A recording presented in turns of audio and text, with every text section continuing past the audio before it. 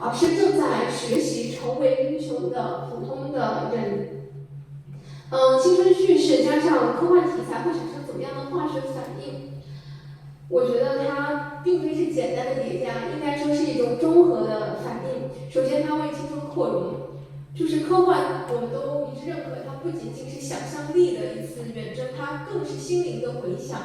青春期本身呢，就是一个内心戏比较丰富的一个阶段，它本身其实就相当于一场宇宙大爆炸在我们的脑海里。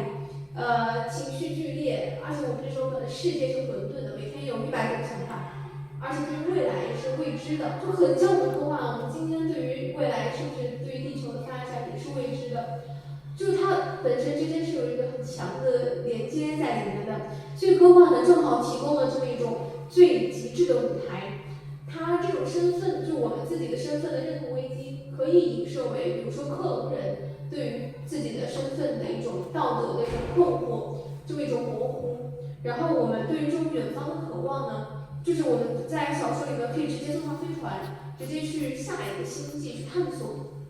就像星光里面这种一样，对于小家的眷恋和对于星空最后的这种征服，其实也正是每个年轻人在舒适圈以及远大梦想，在躺平或者说就今天说我就躺平，明天说我绝不摆烂，今天说我不卷了，明天说不行，我要努力，就这种人之间的反复的一种拉扯，其实都是有这种共鸣之处的，相当于是一种科幻的演绎。然后第二个方面呢，就是青春呢也能够为科幻去升温，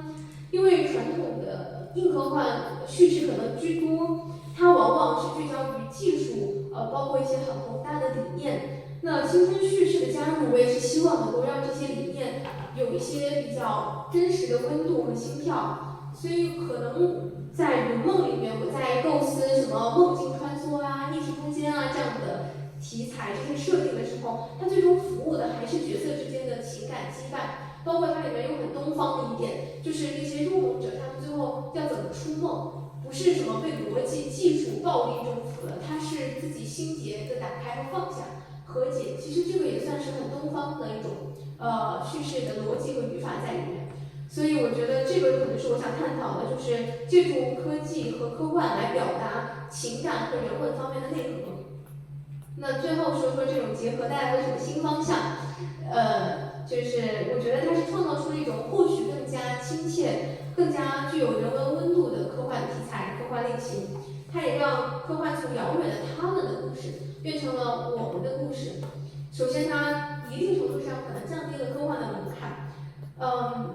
我觉得读者是不需要先成为科幻迷的，就包括今天在座的大家，科幻迷好像也应该是没有占到1半以上。大部分同学不是大部分朋友，还是为了写作对于写作的爱好来听的。所以我觉得他不需要你首先是科幻迷，他也能够被角色的这种成长和情感去吸引。这个可能就是然后再自然而然的进入科幻世界，它也许能帮科幻争取到一定的市场和读者。其次呢，它拓宽了科幻的议题，就是它让科幻可以不仅是讨论文明的存亡或者星际之间的战争这么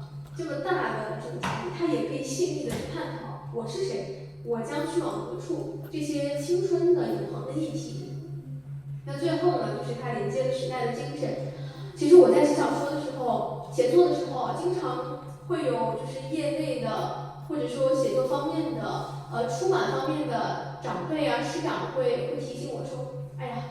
那个你现在00后作家非常少，你可以写你们的这个思想啊，反映这个00后的议题的，反映00后的故事。”然后我当时在想，说这个00后思想。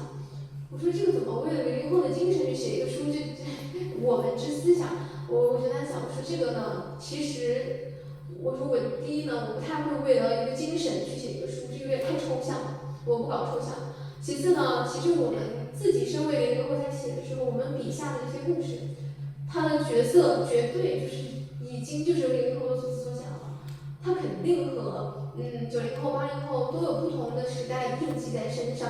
所以这个也是我希望能够通过青春叙事所体现出来的，就是一种Z时代的烙印，无论是对于内卷啊、躺平啊的看法，包括对于什么二孩家庭之间这种微妙的和哥哥妹妹、姐姐弟弟之间的互怼，这种一起成长的这种经历，都希望是当代青年的很真实的成长的体验。它可能只是在科幻的框架下再一次被审视、被放大、被这种风暴拉扯所置于一种更加具有戏剧手法的这种舞台上，让我们再一次的去探讨、去回答这些问题。所以总结来说呢，就是青春叙事是船，然后载着读者最真切的情感，但它科幻题材是海，就是提供了无限的广阔的思想和一种我们所要达到的很开阔的境界的。那我也是希望说，在各位前辈老师的期许下，我的作品可以将这两者娴熟的结合，驶向一片既有青春浪漫，又有成长回响的新的海域。这个可能也是吴岩老师所期望的一种新方向的深层含义，就是科幻不仅关乎未来，也关乎我们正在塑造未来的每一个。